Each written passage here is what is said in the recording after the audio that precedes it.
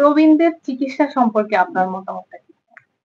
আজকে গভীর খুব দুঃখ হতাশা নিয়ে আজকের এই আমাদের বার্তা দৈনিক আমাদের বার্তা ইনস্টিটিউটে এসেছি প্রবীণদের কথা বলার জন্য।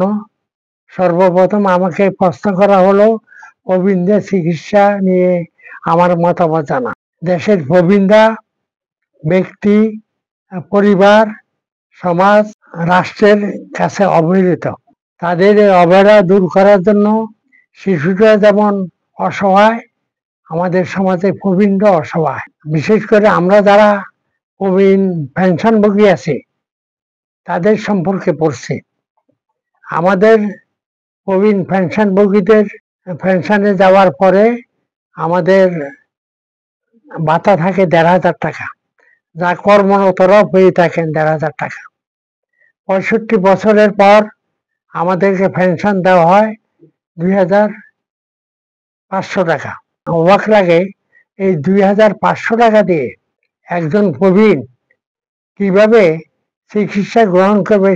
অনেক প্রিন্ট ইলেকট্রনিক মিডিয়া লেখালেখি করেছি, কিন্তু এই ব্যাপারে কোনো বর্তমান বাজেটে প্রবীণদের বিষয়টা দৃশ্যমান নয়। প্রবীণরা ৬৫, ৭০, ৮০, ৯০ বয়সে তাদের চিকিৎসা ব্যয় কর্মরতদের চেয়ে অনেক গুণ বেশি, কয়েক গুণ বেশি।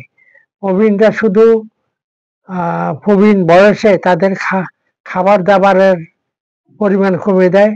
তারা শুধু যেই কয়দিন যেই কিছু সময় বেঁচে থাকে শুধু চিকিৎসার ব্যাপারে, বিশেষ করে বর্তমান অন্তর্বর্তীকালীন সরকারের যেই বাজেটের উদাসীনতা সত্যি মর্মাহত।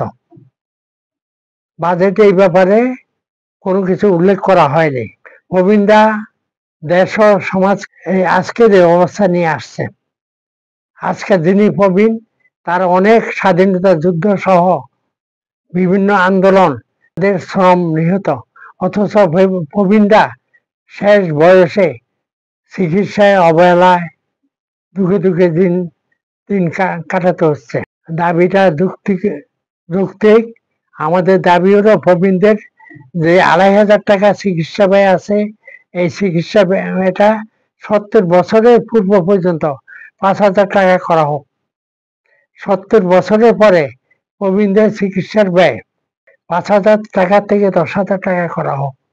এটা আজকালকার যে চিকিৎসার ব্যয় এটাও খুব সামান্য। তারপরও বর্তমান দেশ সার্বিক অবস্থা বিবেচনা করে আমাদের দাবি এই সমস্যার নিরসনের প্রতি অন্তর্বর্তীকালীন সরকারের মাননীয় প্রধান উপদেষ্টা, অর্থ উপদেষ্টা অবশ্যই বিষয়টা ভাববেন। ওনারা নিজেরাও প্রবীণ, এই প্রবীণদের চিকিৎসার ব্যাপারে আমাদের পরিবারের ভাবনা, পরিবারের লোকজন ভাবে যে আমার পেনশনভোগী বাবা অভিভাবক পেনশন পায়, কি যে তাদের ভাগ্য। সুতরাং পরিবার থেকে তারা একটু পরিবার তাদের কাছ থেকে যেহেতু টাকা পায়, সেহেতু অর্থ পায়, সেহেতু তাদের মুখটা একটু ফিরিয়ে নেয়। পাশাপাশি সমাজ মনে করে একজন পেনশনভোগী তার চিকিৎসা টাকা তো সরকার দেয়, কি দেয় সেই ভাবনাটুকু সমাজেরও নাই। রাষ্ট্র তো যে উদাসীনতা বিগত আমল থেকে শুরু করে বর্তমান বাজেটে, সেই উদাসীনতার কথা তো অপেক্ষা রাখে না। এবং আমাদের এই দাবি যৌক্তিক দাবি, এই দাবি পূরণের জন্য সরকারের প্রতি আহ্বান রইল।